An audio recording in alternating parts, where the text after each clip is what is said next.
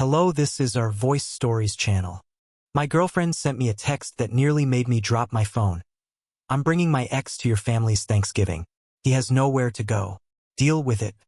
I stared at it for a long second before replying, I'll let them know.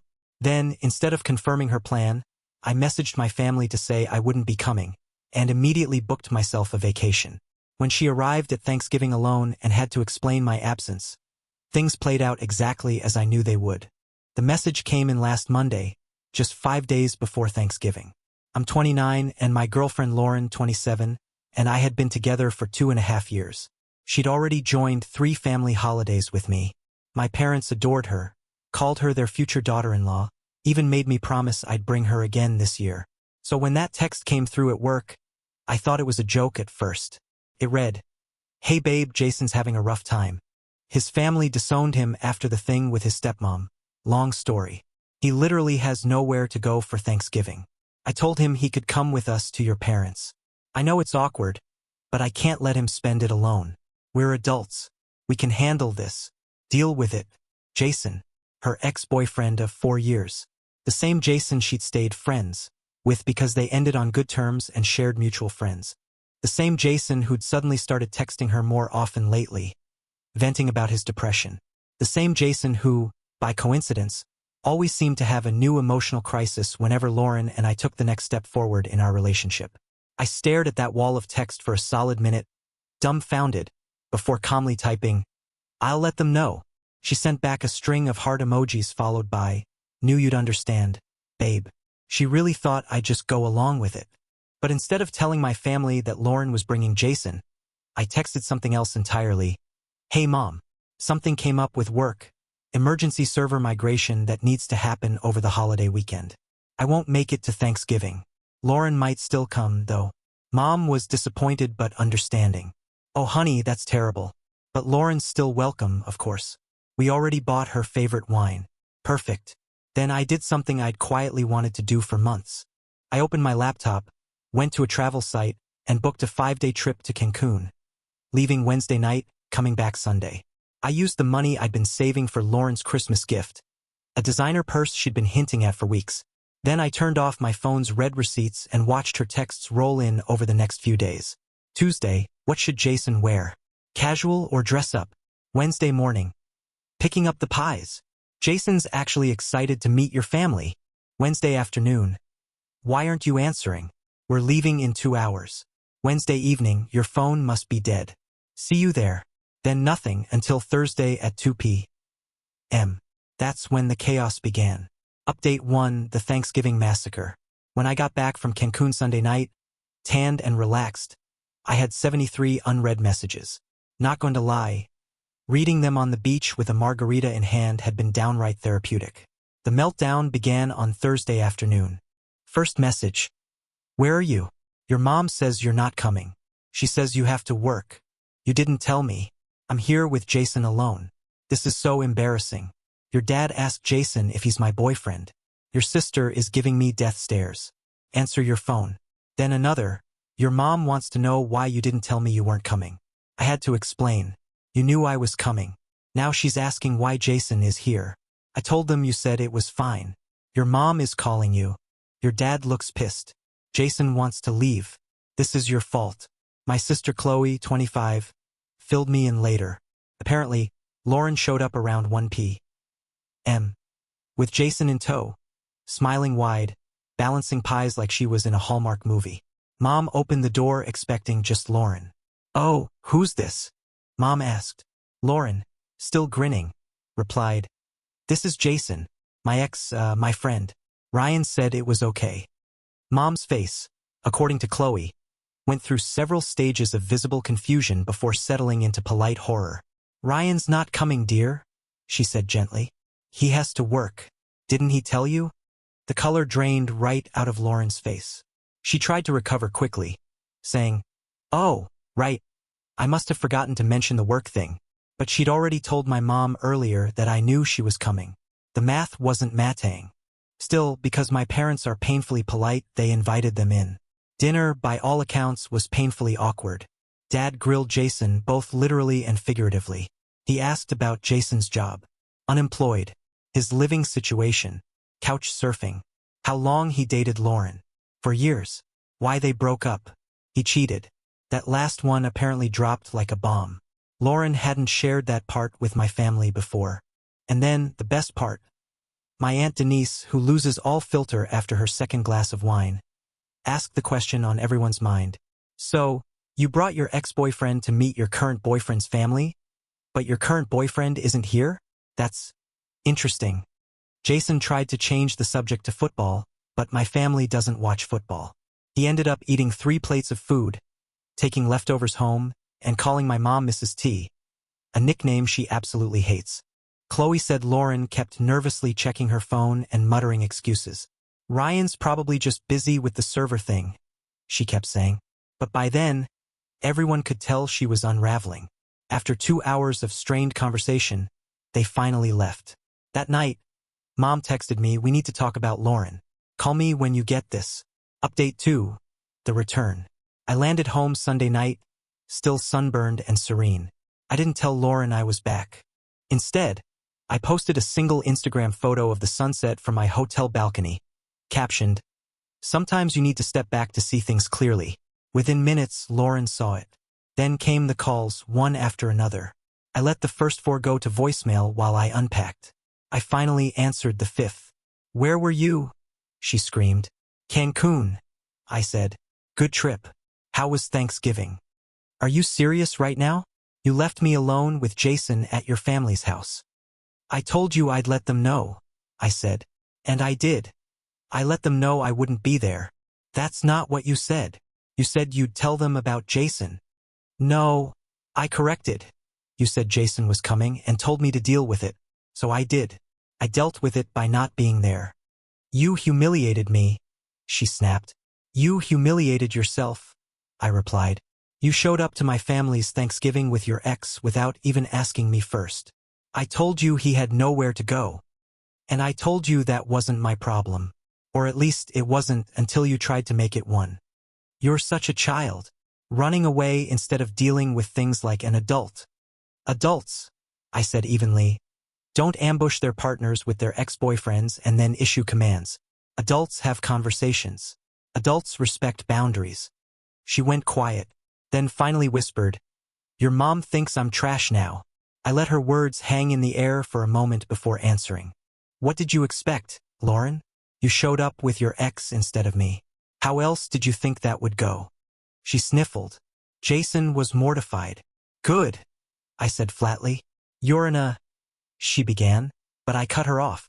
"Maybe. But I'm in a..." "Who spent Thanksgiving drinking margaritas on the beach instead of watching my girlfriend's ex eat my mom's turkey." She hung up on me. The next morning, I was getting ready for work when I heard my front door jiggle. Lauren still had a key, but I'd put the chain on the night before, anticipating this. The door cracked open only an inch. "Let me in," she demanded. "We need to talk." "We can talk like this," I said. "Ryan, stop being ridiculous." "Ridiculous," I shot back. "You told me your ex was coming to my family's Thanksgiving and that I needed to deal with it. I was just trying to be a good friend to Jason. And what about being a good girlfriend to me? You replaced me with your ex at my own family's dinner table." She started crying then. "You don't understand. Jason's been through so much.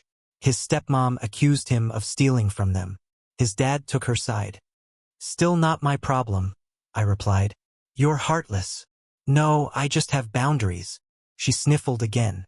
"Your family probably hates me now." "Yeah," I said honestly. "They do. My mom called you that tacky girl who brought her ex to Thanksgiving. My dad said you have no class. Chloe thinks you're either cheating or stupid." More tears followed. "How could you do this to me?" "Lauren," I said, "you did this to yourself. You made a unilateral decision about my family's holiday. You told me to deal with it like I was some doormat you could walk over. So, I dealt with it my way by removing myself from the situation you created without my consent." She wiped her face, trying to regroup. "We're supposed to be a team," she pleaded. "Teams make decisions together." "Exactly," I said. "You made this decision alone." She changed tactics. "Look, I'm sorry, okay? I should have asked. But what you did was worse. You humiliated me in front of your entire family. No, I said calmly. You humiliated yourself by showing up with Jason. I just wasn't there to watch it happen. Update 3, the escalation. After that Monday confrontation, Lauren went nuclear. Full scorched earth mode. Step 1. She called my mom directly. Mom filled me in later. Ryan's mom, this is Lauren, she began sweetly. I just wanted to apologize for Thanksgiving and explain what happened. Ryan and I had a miscommunication.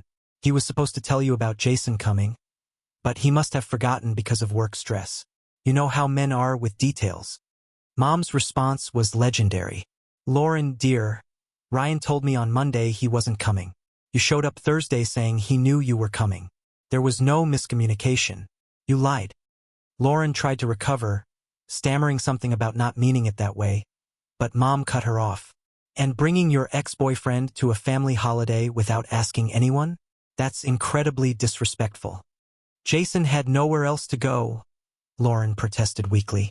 That's not our problem, Mom replied coolly. And frankly, after meeting him, I can see why his family doesn't want anything to do with him. Lauren hung up on my mother. Step 2. The social media offensive. She took to Facebook, posting, when you try to be a compassionate person and help someone in need, but your boyfriend is too insecure to handle it. Spent Thanksgiving being interrogated by his family while he was nowhere to be found. Some people's true colors really show during the holidays. Within minutes, her friends piled on. Men are so fragile. You deserve better, babe. He sounds controlling. But then Chloe, my sister, jumped in with a comment that set the internet ablaze. Compassionate? You brought your ex to someone else's family dinner without permission. Ryan wasn't insecure, he was smart. Hashtag Team Ryan. Lauren deleted the comment, but it was too late. Screenshots were already flying around our family group chat. Then, unbelievably, Jason decided to get involved. This absolute genius slid into my DMs with, bro, what you did was messed up. Lauren was just trying to help me out and you made it weird. Grow up. I replied. The unemployed guy who mooched 3 plates of food from my family is telling me to grow up? You spent Thanksgiving eating food paid for by strangers because even your own family won't deal with you.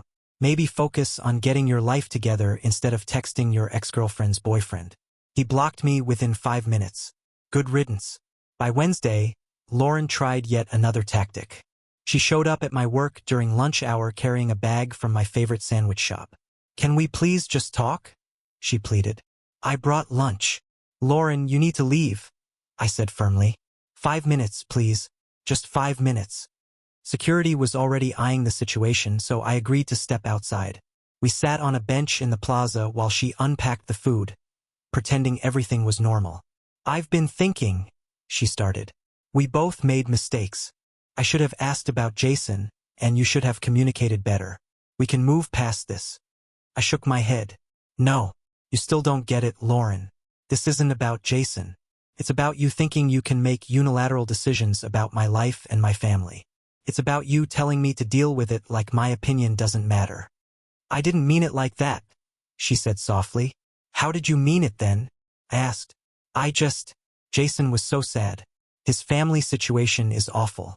I wanted to help by volunteering our family's holiday. I thought you'd understand, you're usually so easygoing. And there it was. The truth. She thought I was a pushover. Easygoing doesn't mean doormat, I said evenly. I know that, she insisted. Do you? Because for months you've been making decisions for both of us. Where we eat, who we hang out with, what we do on weekends, and I went along because I wanted to make you happy. But volunteering my family's Thanksgiving for your ex? That's where I draw the line. So you're breaking up with me over this? I'm breaking up with you because you don't respect me, I said. The Thanksgiving thing just made it obvious. Tears welled up again. But I love you. You love having me around, I corrected. There's a difference. Update 4. The extinction level event. After the breakup talk, things got weird, and by weird, I mean full-blown psycho. Thursday night, I got a call from Lauren's best friend, Kayla. You need to take Lauren back, she demanded. No, I really don't. She's a mess. She hasn't eaten in days. I literally saw her eating a sandwich yesterday, I said. She's heartbroken. She brought her ex to your family's Thanksgiving to help a friend in need. God, why are men so insecure?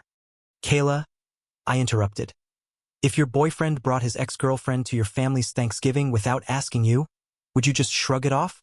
That's different, she snapped. How? I asked. She couldn't answer and hung up. Friday morning, I woke up to my phone blowing up with notifications. Lauren had gone on an Instagram tagging spree. 20 or so old couple photos resurfaced overnight. The captions were dramatic. Remember when we were happy? And before your ego ruined everything. Another one read, guess your family means more than our love. I untagged myself from every single one and hit the block button. Then came the truly unhinged move. She called my workplace and told HR she was concerned about my mental health. Claimed I'd disappeared for 5 days without telling anyone. And was acting erratically. Next thing I knew, I was called into a meeting. Ryan, the HR manager, began carefully. We received a concerning call about your well-being. I took a deep breath, opened my phone, and showed them everything. The pre-approved PTO request for the Thanksgiving holiday. The texts where Lauren demanded I accept her ex at my family dinner. And her social media posts. The HR manager rubbed her temples.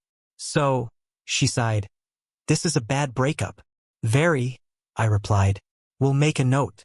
If she contacts us again, we'll treat it as harassment. Problem solved. Or so I thought. Saturday afternoon, I got a call from my mom, sounding furious. That girl is on my porch with that boy. What? I said, stunned. Lauren. And Jason. She brought him here. Again. Don't let them in, I told her. I wasn't planning on it, Mom said and put me on speakerphone. I could hear Lauren through the line, her voice shaking. Mrs. T, I just wanted to apologize in person and explain everything. There's nothing to explain, Mom said sharply.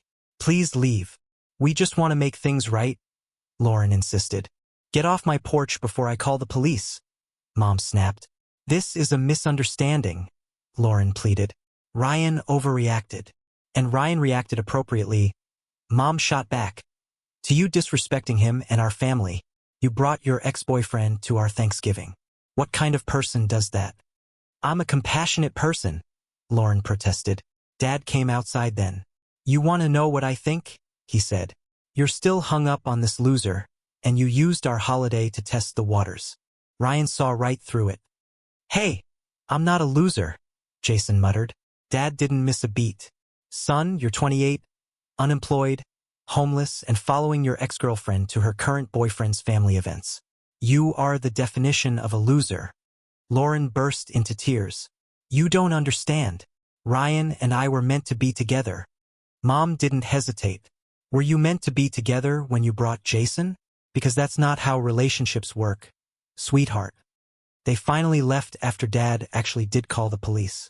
The officers didn't arrest anyone, but they warned Lauren and Jason that they'd be trespassing if they came back. Final update, the aftermath. It's been 3 weeks since Thanksgiving, and here's how everything shook out. Lauren sent one last email to my personal address.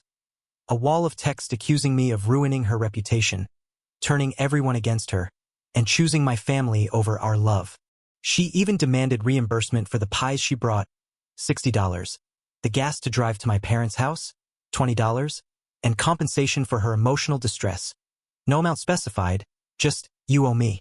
I replied with a Venmo request for $90 to cover the commission I lost taking PTO for my Cancun trip. She blocked me on Venmo. Apparently, she tried rallying our mutual friends by hosting a dinner to tell her side of the story. From what I heard, it backfired spectacularly. Our friend Brooke asked, wait, so you brought Jason without asking Ryan first? When Lauren tried spinning it as compassion during the holidays, Brooke said, girl, that's insane. I'd have dumped you too. Half the group sided with me. The other half stayed neutral. No one fully took Lauren's side except Kayla. Even she later admitted privately that maybe bringing Jason wasn't the best move. Jason, meanwhile, posted a cringe-worthy philosophical quote on Instagram about knowing your worth and not letting others dim your light, which is rich coming from a guy who crashed someone else's family dinner. Lauren and Jason started dating again 2 weeks after our breakup, or maybe they never stopped. I don't know, and I don't care. Kayla let it slip that Jason's now living with her in that same tiny studio apartment Lauren used to complain was too small for one person. As for my family, they're practically famous among our relatives now for the Thanksgiving when Ryan's girlfriend brought her ex. My cousin turned the story into a viral tweet that got 50,000 likes. Mom even framed a screenshot from our security camera showing Dad telling Jason he's a loser.